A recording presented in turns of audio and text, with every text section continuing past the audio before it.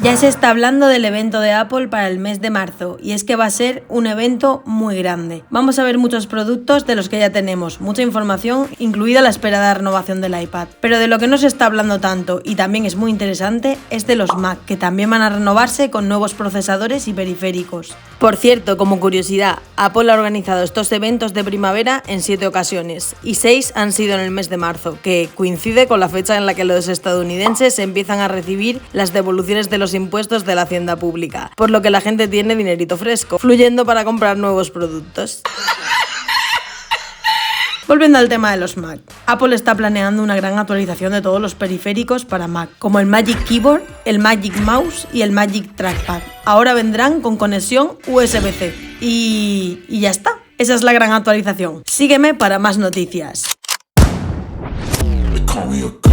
Todos pensamos que estos dispositivos vendrían incluidos con los nuevos iMac M3 y como cabría esperar, estos periféricos actualizados pues no venían con el nuevo iMac M3, porque el nuevo iMac, que lo de nuevo es mucho decir, viene con las mismas opciones de color, con los mismos accesorios y con el mismo hardware exceptuando el chip M3. Si es que incluso han reutilizado todo el material gráfico que ya tenían y tan anchos. Pero bueno, Apple no decepciona y como tanto les gusta decir, tienen un plan maestro para cambiar la línea Mac tan grande que justifica esperar hasta primavera para sacar más dinero. Digo, porque van a cambiar las reglas del juego. No, ¿qué va? Le van a poner el chip M3 al Mac Mini, que convenientemente dejaron fuera del evento de octubre donde se presentaron los MacBook Pro con M3, porque el iMac y el Mac Mini están en la misma categoría de productos para el consumidor. Así que es más productivo lanzar primero uno y después otro. Se comenta que es la oportunidad perfecta para ver un rediseño del Mac Mini y pululan por la red algunos renders con estilo retro más delgados y llamativos. Pero de esto hace un año más y dudo que veamos un cambio. Pero oye, quién sabe. Por cierto, si alguien espera que se presente el M3 Ultra en este evento, creo que no será así y que Apple aprovechará para mostrarlo en el evento de desarrolladores de junio, lo que le viene como anillo al dedo. No creo que lo anuncien en el evento de primavera con todas las cosas que piensan presentar y tampoco creo que Apple espere hasta otoño porque sería ya muy tarde y no esperarían un año completo entre el anuncio del M3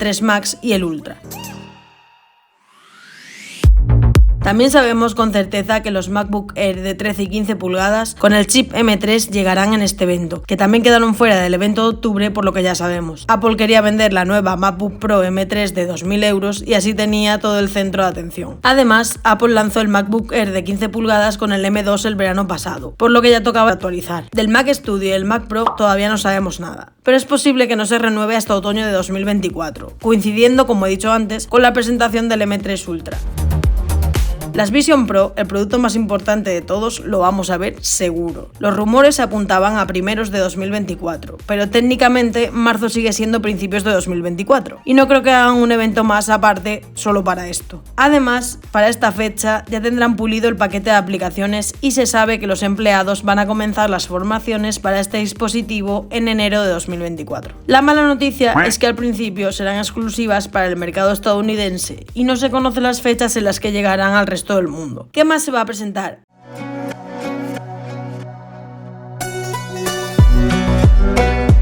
Pues el nuevo iPad Pro, y lo que parecía imposible parece que al final puede que se haga realidad y vengan con el chip M3, con toda la potencia de proceso y las mejoras gráficas que eso supone. También veremos un rediseño en el cuerpo del iPad revolucionario, que seguramente consistirá en cambiar las cámaras y botones de sitio y listo. Por fin vamos a tener una pantalla con tecnología OLED y la acompañará un nuevo Magic Keyboard fabricado en aluminio, también con nuevo diseño. Visto así, es la competencia directa de la Surface de Windows, y si llegaran a poner macOS como sistema operativo sería brutal, pero en mi opinión no creo que esto ocurra, porque permitirá a las personas que trabajen con iPad pasar olímpicamente del Mac si les apetece y eso no le vendría muy bien a Apple. Veremos una actualización también para el iPad Air que incluirá el procesador M2 y del que se espera un nuevo modelo de más tamaño, llegando hasta las 12,9 pulgadas, pero no veremos la actualización del iPad normal ni del Mini hasta finales de 2024 seguramente.